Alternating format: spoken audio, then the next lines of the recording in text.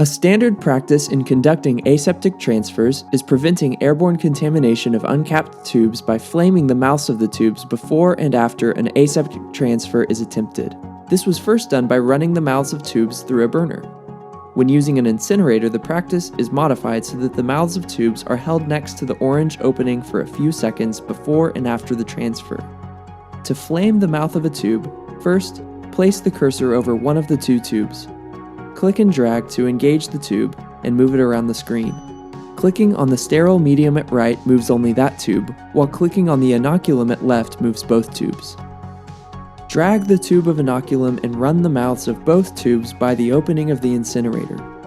Make sure to watch for messages indicating that both inoculum and medium have been flamed.